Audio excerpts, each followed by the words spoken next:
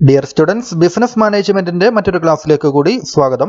ഇന്നത്തെ ക്ലാസ്സിൽ നമ്മുടെ ടോപ്പിക് ഡിപ്പാർട്ട്മെന്റേഷൻ ആണ്.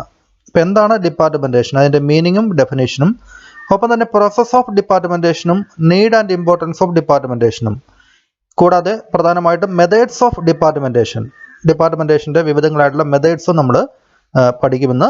ഇപ്പോൾ ബിസിനസ് മാനേജ്മെന്റിന്റെയും മാനേജർ എക്കണോമിക്സിന്റെയും പഴയ ക്ലാസ്സുകൾക്ക് വേണ്ടി ഈ ഒരു വീഡിയോയുടെ ഐ ബട്ടണും ഡിസ്ക്രിപ്ഷൻ എൻ്റെ സ്ക്രീൻ ശ്രദ്ധിക്കുക. പതിവുപോലെ ഈ ക്ലാസ് നിങ്ങൾക്ക് ഇഷ്ടപ്പെട്ടു കഴിഞ്ഞാൽ ലൈക്ക് ചെയ്യുക, നിങ്ങളുടെ അഭിപ്രായങ്ങൾ രേഖപ്പെടുത്താൻ മറന്നു പോകരുത്. ആരെങ്കിലും സബ്സ്ക്രൈബ് ചെയ്യാത്തവരുണ്ടെങ്കിൽ ചാനൽ ഒന്ന് സബ്സ്ക്രൈബ് ചെയ്തോടെ വെക്കുക. അപ്പോൾ നമുക്ക് ഇന്നത്തെ ക്ലാസ് ആരംഭിക്കാം. നമുക്ക് ഡിപ്പാർട്ട്മെന്റേഷന്റെ മീനിങ്ങും ഡെഫിനേഷനും ആദ്യം നോക്കാം. Departmentation means division of work into smaller units and their regrouping into bigger units or departments on the basis of similarity of features. ഇപ്പോൾ നമ്മൾ പറഞ്ഞു ഓർഗനൈസേഷൻ്റെ അല്ലെങ്കിൽ ഓർഗനൈസിങ് ഫംഗ്ഷൻ്റെ പ്രധാനപ്പെട്ട ഒരു സ്റ്റെപ്പാണ് ഡിവിഷൻ ഓഫ് വർക്ക് എന്ന് പറയുന്നത് അല്ലേ. ടോട്ടൽ വർക്കിനെ നമ്മൾ ചെറിയ ചെറിയ വർക്കുകളായിട്ട് ഡിവൈഡ് ചെയ്യുന്നു അല്ലേ. Division of work into smaller units and their regrouping into bigger units. അപ്പോൾ ഇതുപോലുള്ള നമ്മൾ ഡിവൈഡ് ചെയ്ത ചെറിയ ചെറിയ യൂണിറ്റ്സ് ഓഫ് വർക്കിനെ സിമിലാരിറ്റിയുടെ അടിസ്ഥാനത്തിൽ on the basis of similarity of features ഒരേപോലുള്ള വർക്കുകളെല്ലാം കൂടെ ഒരുമിച്ച് നമ്മൾ ഒരു ബിഗർ യൂണിറ്റ് ആക്കും. അതിനെയാണ് ഡിപ്പാർട്ട്മെന്റ്സ് എന്ന് പറയുക. അപ്പോൾ ആ ഒരു പ്രോസസ്സിനെയാണ് ഡിപ്പാർട്ട്മെന്റേഷൻ എന്നുകൊണ്ട് ഉദ്ദേശിക്കുക. ഇനി നമുക്ക് ഡെഫിനേഷൻ നോക്കാം.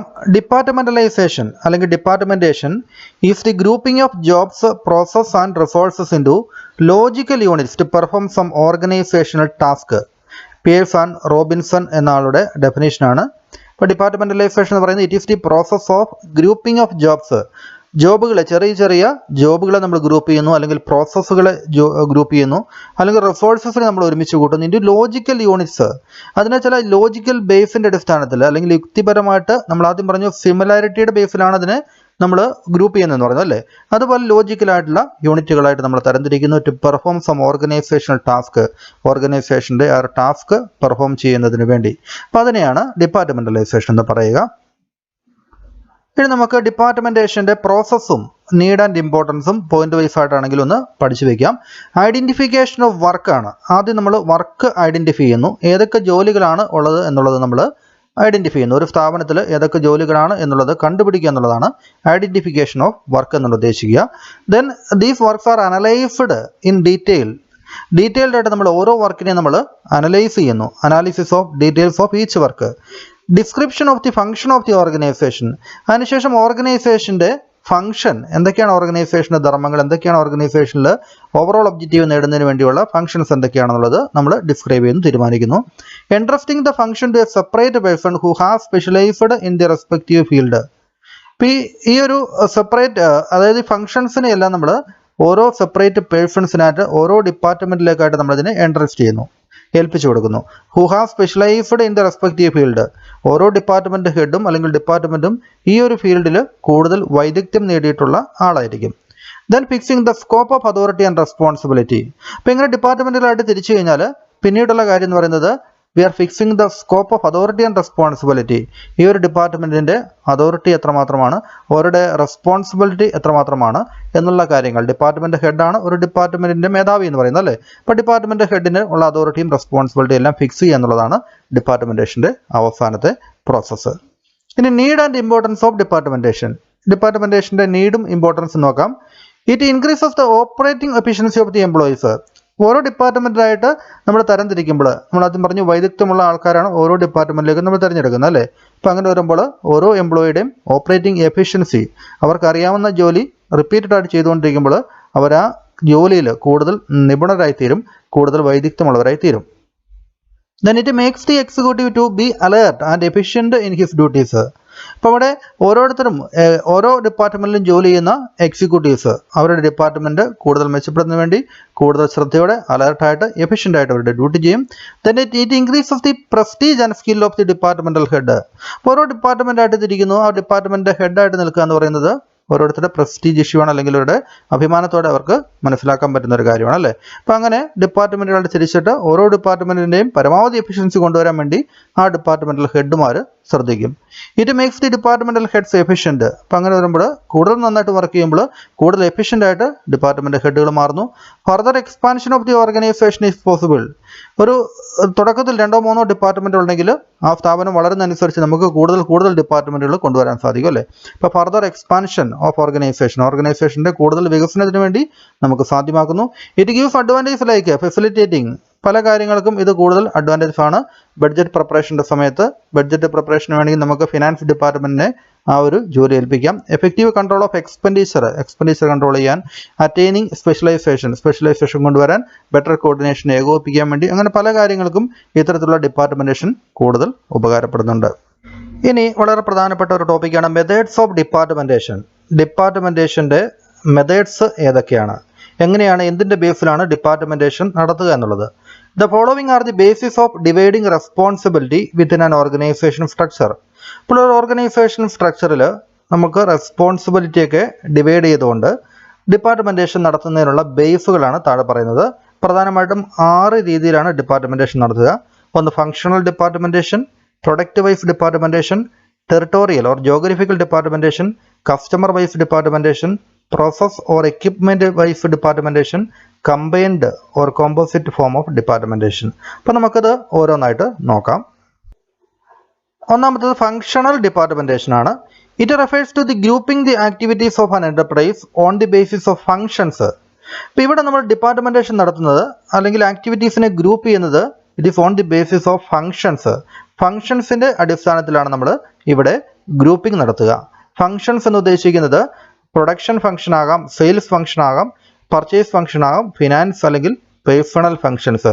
അപ്പം അങ്ങനെ പല ഫംഗ്ഷൻസിൻ്റെ അടിസ്ഥാനത്തിൽ നമ്മൾ ഡിപ്പാർട്ട്മെൻറ്റുകൾ തരംതിരിച്ചിരിക്കുന്നു. ഈ ഒരു പിക്ചർ നോക്കുക. ഫങ്ഷണൽ ഡിപ്പാർട്ട്മെൻറ്റേഷൻ, ഇവിടെ പ്രൊഡക്ഷൻ ഡിപ്പാർട്ട്മെൻ്റ് ഉണ്ട്, ഫിനാൻസ് ഡിപ്പാർട്ട്മെൻ്റ് ഉണ്ട്, മാർക്കറ്റിംഗ് ഡിപ്പാർട്ട്മെൻ്റ് ഉണ്ട്, HR ഡിപ്പാർട്ട്മെൻ്റ് ഉണ്ട്. അപ്പം അങ്ങനെ ഓരോ ഫംഗ്ഷൻ്റെയും ബേസിൽ ഡിപ്പാർട്ട്മെൻറ്റേഷൻ നടത്തുന്നു.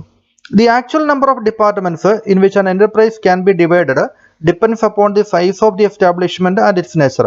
അപ്പോൾ എത്ര ഡിപ്പാർട്ട്മെൻറ്റുകൾ ഒരു സ്ഥാപനത്തിൽ ഉണ്ടാകും എന്ന് പറയുന്നത് it depends upon the size of establishment. എത്ര വലുതാണ് സ്ഥാപനം, ആ സ്ഥാപനത്തിൻ്റെ സ്വഭാവം എന്താണ് തുടങ്ങിയതിനൊക്കെ ഡിപ്പെൻഡ് ചെയ്താണ് ഈ ഡിപ്പാർട്ട്മെൻറ്റിൻ്റെ ഫംഗ്ഷൻസിൻ്റെ എണ്ണം കൂടുകയും കുറയുകയൊക്കെ ചെയ്യുക. ഇപ്പോൾ വലിയ സ്ഥാപനങ്ങളാണെങ്കിൽ ഇവിടെ റിസർച്ച് ആൻഡ് ഡെവലപ്മെൻറ്റ് ഡിപ്പാർട്ട്മെൻറ്റ് എന്ന് വേറെ ഡിപ്പാർട്ട്മെൻറ്റ് ഉണ്ടാവും. അപ്പോൾ അതുപോലുള്ള രീതിയിൽ മാറ്റങ്ങൾ വരാവുന്നതാണ്. To begin with we may have 3 or 4 main department. സാധാരണ ഒരു ചെറിയ സ്ഥാപനം അല്ലെങ്കിൽ തുടക്കത്തിലൊക്കെ 3-4 പ്രധാനപ്പെട്ട ഡിപ്പാർട്ട്മെൻറ്റുകളാണ് ഉണ്ടാകുക. With the growth in the size of the business വളരുന്നതനുസരിച്ച് more departments and sub departments may be created. കൂടുതൽ ഡിപ്പാർട്ട്മെൻറ്റുകൾ അല്ലെങ്കിൽ ഓരോ ഡിപ്പാർട്ട്മെൻറ്റ് കീഴിൽ സബ് ഡിപ്പാർട്ട്മെൻറ്റ് ഉൾപ്പെടെയുള്ള കാര്യങ്ങൾ ഉണ്ടാകുന്നതാണ്. ഇനി രണ്ടാമത്തത് പ്രൊഡക്റ്റ് വൈസ് ഡിപ്പാർട്ട്മെൻറ്റേഷൻ ആണ്. The grouping of activities on the basis of products is very popular. അതായത് പ്രൊഡക്ട്സിൻ്റെ അടിസ്ഥാനത്തിൽ പ്രൊഡക്ട്സിനെ ബേസ് ചെയ്തുകൊണ്ട് ഗ്രൂപ്പിംഗ് നടത്താറുണ്ട്. വിത്ത് ലാർജ് ഓർഗനൈസേഷൻ.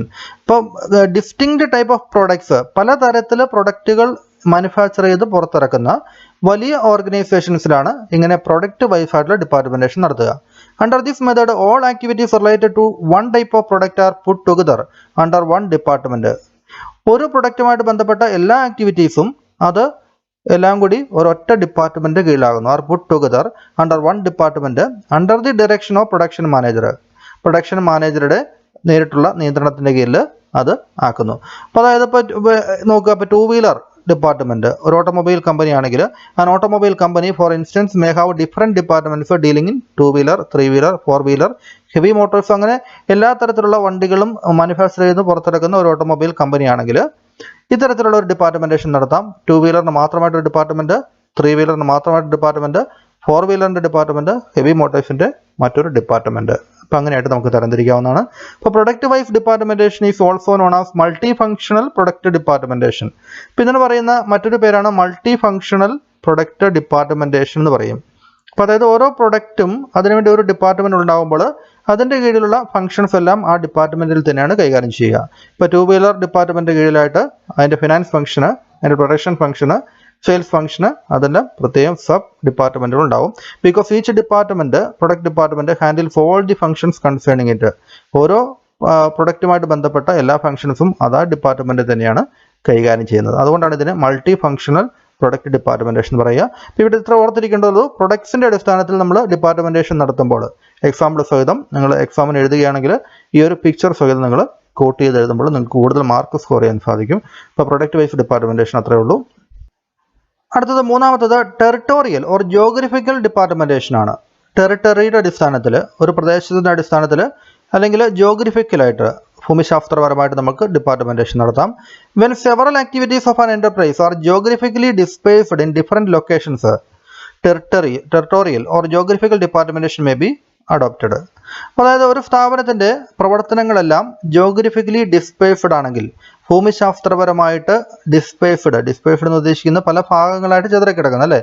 അപ്പോൾ അങ്ങനെ പല സ്ഥലങ്ങളായിട്ട് കേന്ദ്രീകരിച്ചാണ് ഈ ഒരു സ്ഥാപനത്തിൻ്റെ പ്രവർത്തന ഏരിയ എങ്കിൽ നമുക്കതിനെ ലൊക്കേഷൻ്റെ അടിസ്ഥാനത്തിൽ ടെറിട്ടോറിയൽ ഓർ ജോഗ്രഫിക്കൽ ഡിപ്പാർട്ട്മെൻറ്റേഷൻ നടത്താവുന്നതാണ്. All activities relating to particular area or zone may be grouped together under one zonal manager or head. നമുക്ക് ജോഗ്രഫിക്കൽ ഡിപ്പാർട്ട്മെൻറ്റേഷനിൽ നമുക്ക് നോർത്ത്, സൗത്ത്, ഈസ്റ്റ്, വെസ്റ്റ്, ഇപ്പോൾ ഒരു രാജ്യത്തിൻ്റെ എല്ലാ സ്ഥലങ്ങളിലും ഇവർക്ക് ആക്ടിവിറ്റീസ് ഉണ്ടെങ്കിൽ അതിന് നമുക്ക് നോർത്ത് സോൺ ഡിപ്പാർട്ട്മെൻറ്റ്, ഇപ്പോൾ റെയിൽവേ ഒക്കെ അതിന് എക്സാമ്പിളാണ് അല്ലേ. റെയിലൊക്കെ സോണലായിട്ട് ഡിപ്പാർട്ട്മെൻറ്റുകളായിട്ട് തരംതിരിച്ചിട്ടുണ്ട്. ഇപ്പോൾ നോർത്ത് സോണിൽ ഒരു ഡിപ്പാർട്ട്മെൻറ്റ്, സൗത്ത് സോണിൽ വേറെ ഡിപ്പാർട്ട്മെൻറ്റ്, ഈസ്റ്റ് സോണിൽ മറ്റൊരു ഡിപ്പാർട്ട്മെൻറ്റ്, വെസ്റ്റ് സോൺ വേറെ ഡിപ്പാർട്ട്മെൻറ്റ്. അപ്പോൾ അങ്ങനെ ഓരോ ഡിപ്പാർട്ട്മെൻറ്റുകളായിട്ട് സോണലായിട്ട് നമുക്ക് ഡിപ്പാർട്ട്മെൻറ്റുകളായിട്ട് തിരിച്ചതിന് ശേഷം ഒരു സോണൽ മാനേജർ അല്ലെങ്കിൽ ഒരു സോണൽ ഹെഡിനെ അതിൻ്റെ മേധാവിയാക്കി നിയമിക്കുകയും ചെയ്യുന്നു. അത്തരത്തിലുള്ള ഡിപ്പാർട്ട്മെൻറ്റേഷനാണ് ജോഗ്രഫിക്കൽ ഡിപ്പാർട്ട്മെൻറ്റേഷൻ. അടുത്തത് കസ്റ്റമർ വൈസ് ഡിപ്പാർട്ട്മെൻറ്റേഷൻ ആണ്. A business house may be divided into a number of departments on the basis of customers it serves. അപ്പോൾ അവർ ഒരു സ്ഥാപനം സെർവ് ചെയ്യുന്ന കസ്റ്റമേഴ്സിൻ്റെ അടിസ്ഥാനത്തിലും വേണമെങ്കിൽ ഡിപ്പാർട്ട്മെൻറ്റേഷൻ നടത്താവുന്നതാണ്. നമുക്ക് അപ്പോൾ customer department to handle foreign customers. ഒരു ഇൻ്റർനാഷണൽ ലെവലിൽ വരെ നമുക്ക് വിൽപ്പനയുള്ള ഒരു സ്ഥാപനമാണെങ്കിൽ നമുക്ക് ഫോറിൻ കസ്റ്റമേഴ്സ് ഉണ്ടാകാം, ഡൊമസ്റ്റിക് കസ്റ്റമേഴ്സ് ഉണ്ടാകാം, ഹോൾസെയിൽ കസ്റ്റമേഴ്സ് ഉണ്ടാകാം, റീറ്റെയിൽ കസ്റ്റമേഴ്സ് ഉണ്ടാകാം. അപ്പോൾ അങ്ങനെ കസ്റ്റമേഴ്സിൻ്റെ ആ ഒരു കാറ്റഗറിയിൽ അനുസരിച്ച് നമുക്ക് ഡിപ്പാർട്ട്മെൻറ്റേഷൻ നടത്താവുന്നതാണ്. നമുക്ക് foreign customers, domestic customers, wholesale customers and retail customers. The peculiar advantage of customer wise departmentation is. അപ്പോൾ ഇങ്ങനെ ഒരു കസ്റ്റമർ വൈസ് ഡിപ്പാർട്ട്മെൻറ്റേഷൻ നടത്തുമ്പോഴുള്ള പ്രത്യേകമായിട്ടുള്ള ഒരു അഡ്വാൻറ്റേജ് എന്ന് പറയുന്നത് it ensures full attention to different types of customer.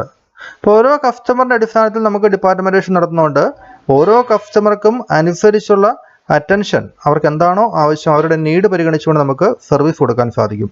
And there different needs മനസ്സിലാക്കാം, taste മനസ്സിലാക്കാം, and requirements can be red effectively. അത് അവരുടെ ആവശ്യങ്ങളെല്ലാം നമുക്ക് വളരെ പെട്ടെന്ന് മനസ്സിലാക്കാൻ സാധിക്കും. ക്യാൻ ബി റെഡ് എന്ന് വെച്ച് കഴിഞ്ഞാൽ നമുക്ക് റീഡ് ചെയ്യാൻ സാധിക്കാമെന്ന് വെച്ച് കഴിഞ്ഞാൽ പെട്ടെന്ന് കൂടുതൽ മനസ്സിലാക്കാൻ സാധിക്കുമെന്നതാണ്. അപ്പോൾ അതാണ് കസ്റ്റമർ വൈസ് ഡിപ്പാർട്ട്മെൻറ്റേഷൻ. അടുത്തത് process or equipment wise departmentation ആണ്. നോക്കാൻ enterprise where production is carried through different process may adopt process wise departmentation. ഒരു സ്ഥാപനത്തിൽ പ്രൊഡക്ഷൻ നടക്കുന്നത് ഡിഫറെൻറ്റ് പ്രോസസ്സിലൂടെ കടന്നു പോയിട്ടാണെങ്കിൽ, ഒരു പ്രൊഡക്ഷൻ പൂർത്തിയാകണമെങ്കിൽ പല സ്റ്റേജുകളിലൂടെ, പല പ്രോസസ്സുകളിലൂടെ കടന്നു പോകണമെങ്കിൽ അത്തരം സ്ഥാപനങ്ങളാണ് സാധാരണ പ്രോസസ് വൈസ് ഡിപ്പാർട്ട്മെൻറ്റേഷൻ നടത്തുക. To enable continuous flow of production തടസ്സമില്ലാതെ മുന്നോട്ട് കൊണ്ടുപോകുന്നതിന് വേണ്ടിയാണ് അത്തരത്തിലുള്ള ഡിപ്പാർട്ട്മെൻറ്റേഷൻ നടത്തുക. Similarly where work is carried on machines which are common. അപ്പോൾ ചില സ്ഥാപനങ്ങളിൽ മെഷീനറീസ് കൂടുതൽ ഉപയോഗിക്കുന്നുണ്ടാവാം. അപ്പോൾ അത്തരത്തിലുള്ള സ്ഥാപനങ്ങളും ഡിപ്പാർട്ട്മെൻറ്റേഷൻസ് ഈ ഒരു പ്രോസസ്സിൻ്റെ അടിസ്ഥാനത്തിൽ അല്ലെങ്കിൽ എക്യുപ്മെൻ്റ് അടിസ്ഥാനത്തിൽ നടത്താറുണ്ട്. On the basis of equipment. ഇപ്പോൾ എക്യുപ്മെൻറ്റ് ബേസിൽ നടത്തുക എന്ന് പറയുന്നത് മെഷീനറി കൂടുതൽ ഉപയോഗിക്കുന്ന സ്ഥാപനങ്ങളാണ്. Such as milling department, grinding department, lathe department. ഇപ്പോൾ മില്ലിംഗ് നടത്തുന്ന ഡിപ്പാർട്ട്മെൻറ്റ്, ഗ്രൈൻഡിങ് നടത്തുന്ന ഡിപ്പാർട്ട്മെൻറ്റ്, ലേത്ത് ഡിപ്പാർട്ട്മെൻറ്റ് എന്ന് പറഞ്ഞ് ആ രീതിയിലൊക്കെ നമുക്ക് അതിനെ തരംതിരിക്കാം. The main advantage of this method is that it avoids duplication of equipment in various activities. അപ്പോൾ എക്യുപ്മെൻറ്റുകളുടെ ഡ്യൂപ്ലിക്കേഷൻ, ഒരേ തരത്തിലുള്ള എക്യുപ്മെൻറ്റുകൾ നമുക്ക് പല സ്ഥലത്ത് ആയിട്ട് ഉപയോഗിക്കുന്നതിന് പകരം ഓരോരോ ഡിപ്പാർട്ട്മെൻറ്റുകളാക്കുകയാണെങ്കിൽ നമുക്ക് എക്യുപ്മെൻറ്റുകൾ കൃത്യമായിട്ടുള്ള എണ്ണം വാങ്ങിച്ചാൽ മതി, കൃത്യമായ രീതിയിൽ നമുക്കത് ഉപയോഗിച്ച് പോകാനും സാധിക്കും എന്നുള്ളതാണ് എക്യുപ്മെൻറ്റ് വൈസ് ഡിപ്പാർട്ട്മെൻറ്റേഷൻ്റെ ഒരു പ്രത്യേകത. അപ്പോൾ പ്രോസസ് ഫോർ എക്യുപ്മെൻറ്റ് വൈസ് ഡിപ്പാർട്ട്മെൻറ്റേഷനിൽ milling department, grinding department, lathe department അങ്ങനെയായിട്ട് തരംതിരിക്കുന്ന ആ ഒരു പിക്ചർ ഒന്ന് മനസ്സിലാക്കിയിരിക്കുക. അടുത്തത് അവസാനമായിട്ട് combined or composite method of departmentation. In practice, it may not be advisable to create departments on the basis of any one of the above mentioned method. അപ്പോൾ practical ആയിട്ടുള്ള സിറ്റുവേഷൻസിൽ മുകളിൽ പറഞ്ഞിരിക്കുന്ന മെത്തേഡുകൾ അനുസരിച്ച് മാത്രമല്ല ഡിപ്പാർട്ട്മെൻറ്റേഷൻ നടത്തുക. And enterprise may have to combine 2 or more of the methods of departmentation. ഇപ്പോൾ മുകളിൽ പറഞ്ഞിരിക്കുന്ന മെത്തേഡുകളിൽ ഒന്നോ രണ്ടോ മെത്തേഡുകളെ കമ്പൈൻ ചെയ്തുകൊണ്ട് ഒരുമിച്ചുള്ള മെത്തേഡായിരിക്കും സാധാരണ കൂടുതൽ അഡോപ്റ്റ് ചെയ്യുക. To make best use of all of them, എല്ലാ മെത്തേഡുകളുടെയും കൂടുതൽ ബെനിഫിറ്റ് ലഭിക്കുന്നതിന് വേണ്ടി. Such a method is known as combined or composite method of departmentation. അപ്പോൾ അത്തരത്തിലുള്ള മെത്തേഡിനെയാണ് നമ്മൾ combined or composite method of departmentation എന്ന് പറയുക. ഇപ്പോൾ ഇവിടെ ഒരു മോഡൽ നൽകിയിട്ടുണ്ട്, മാനേജിംഗ് ഡയറക്ടർ ഏറ്റവും ടോപ്പ് പൊസിഷനിൽ. ഇപ്പോൾ ഇതിനെ നമ്മൾ ഫംഗ്ഷണലായിട്ട് ആദ്യം തിരിച്ചിട്ടുണ്ട്, marketing, human resource, production, finance എന്ന് പറഞ്ഞുകൊണ്ട്. ഇനി മാർക്കറ്റിങ്ങിൻ്റെ താഴെ തന്നെ റെഫ്രിജറേഷൻ ഡിവിഷന്, കെമിക്കൽ ഡിവിഷന്, പല പ്രൊഡക്ട്സ് ഡീൽ ചെയ്യുന്ന ഒരു കമ്പനിയാണെങ്കിൽ ആദ്യം ഫംഗ്ഷണൽ ബേസിൽ അതിനെ തിരിച്ചു, പിന്നീട് പ്രൊഡക്റ്റ് ബേസിൽ തിരിച്ചു. അപ്പോൾ ഇത് മാർക്കറ്റിങ്ങിന് മാത്രമാണ് തിരിച്ചിരിക്കുന്നത്. ഹ്യൂമൻ റിസോഴ്സിനെയും പ്രൊഡക്ഷനെയും ഫിനാൻസിനെയൊക്കെ ഇതുപോലെ തന്നെ പ്രൊഡക്റ്റ് ബേസിൽ തരംതിരിക്കാവുന്നതാണ്. അതിനുശേഷം അതിന് ഈസ്റ്റേൺ, വെസ്റ്റേൺ, സെൻട്രൽ എന്ന് പറഞ്ഞിട്ട് സോണൽ വൈസിൽ നമുക്ക് ജോഗ്രഫിക്കലായിട്ട് ഡിപ്പാർട്ട്മെൻറ്റേഷൻ നടത്തി. പിന്നെ കസ്റ്റമർ വൈസ്, ഹോൾസെയിൽ, റീറ്റെയിൽ. അപ്പം അങ്ങനെ എല്ലാ മെത്തേഡിൻ്റെയും കൂടിയുള്ള ഒരുമിച്ചുള്ള മെത്തേഡാണ് combined or composite method of departmentation എന്ന് പറയുക. അപ്പോൾ ഇതോടുകൂടി ഇന്നത്തെ ക്ലാസ് അവസാനിക്കുകയാണ്. അപ്പോൾ നിങ്ങൾ ക്ലാസ്സുകളെല്ലാം മനസ്സിലാവുന്നുണ്ടെന്ന് വിചാരിക്കുന്നു. പരമാവധി നിങ്ങളുടെ കൂട്ടുകാർക്ക് ഈ ഒരു ലിങ്ക് ഷെയർ ചെയ്ത് കൊടുക്കുക. അപ്പോൾ വീണ്ടും നമുക്ക് ഇതിൻ്റെ ബാക്കി ക്ലാസ്സുകളുമായിട്ട് അടുത്ത ദിവസം കാണാം.